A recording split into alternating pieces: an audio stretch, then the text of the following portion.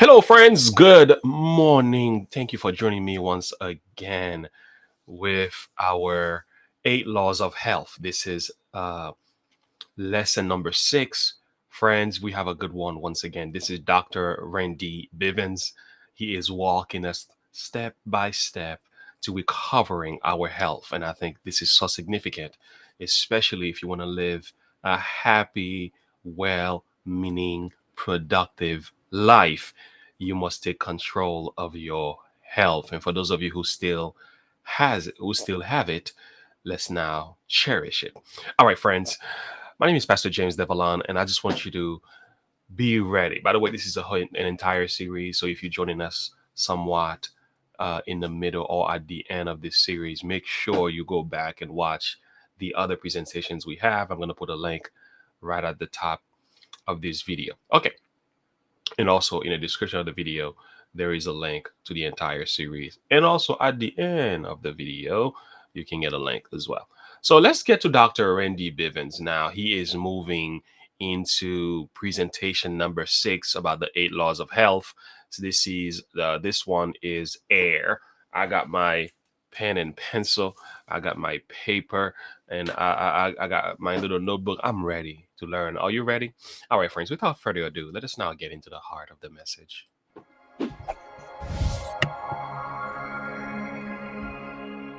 Hi, I'm Dr. Randy Bivens. Although we can survive for weeks without food and multiple days without water, we would die after just a few minutes without a breath of air. Audrey Mestre came from a family of scuba divers and snorkelers and spent a large portion of her life underwater. She was so confident in her abilities that in 2002, she attempted a world record dive of 561 feet. The day of the dive came, and at 300 feet, tragedy struck.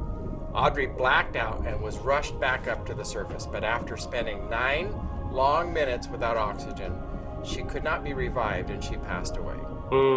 Audrey's death brings to light just how crucial air is to our lives. But how much do we really know about it? Air is roughly 21% oxygen and 79% nitrogen. In addition to the oxygen that your cells need to survive, there are small amounts of other elements as well as particulate material such as pollens, dust, molds, and other pollutants. The best air to breathe for optimum health is oxygen-rich, negatively charged air. A charged atom is called an ion. Ions can be either negatively or positively charged. Negatively charged ions having more electrons than protons. The negative charge in air is usually attached to oxygen. Negative ions tend to concentrate near rivers and waterfalls due to their movement. They also exist in places like beaches, forests, mountains, and interestingly enough, areas that have just been struck by lightning. All of these places have something in common other than the profusion of healthy negative ions. They all seem to congregate in the outdoors, specifically the wild and natural outdoors. In fact, it's often been discovered that the number of negative ions in any of the places I just mentioned is up to 10 times more than the office or bedroom you're sitting in right now. Negative ions are also referred to as happy ions because they contribute to better moods, more energy, and an overall sense of well-being. Have you ever noticed your mood after leaving a sunny day at the beach or after hiking to a grand rushing waterfall? Maybe you notice that you feel refreshed, you feel calm and happy. There's a reason for that happiness. Studies show that people who spend time in environments with a high negative ion concentration are less likely to be depressed. They sleep better and have more energy too. On the flip side, positive ions have been associated with higher levels of anxiety and depression. So how do we get more negative ions? Go to a place where there are higher concentrations of negative ions, like a forest or the beach. Intentionally take 3 to 5 very deep breaths of clean air. Doesn't that already sound refreshing? The result of rising oxygen levels is a clearer mind. But what if you don't live near a forest or an ocean? Well, before you go to sleep tonight, try leaving a window or 2 open. This increases the concentration of negative happy ions in your home. Step outside for a minute every hour at work for a literal breather. On the weekend, if you're faced with a choice between taking a hike in the mountains or going to a congested amusement park, you now know why you'll feel much better if you choose the mountains. Take it a step further and grow a few plants indoors. They can be used to grow your own fresh air. Some of the best plants for this are plants with a large surface area, such as ferns, palms, and lilies. These have been shown to reduce contaminants such as formaldehyde, carbon monoxide, xylene, and benzene. It almost seems too simple, but air's effect is proven. A breath of fresh air will make you feel better right now and is an important part of living a longer, healthier life.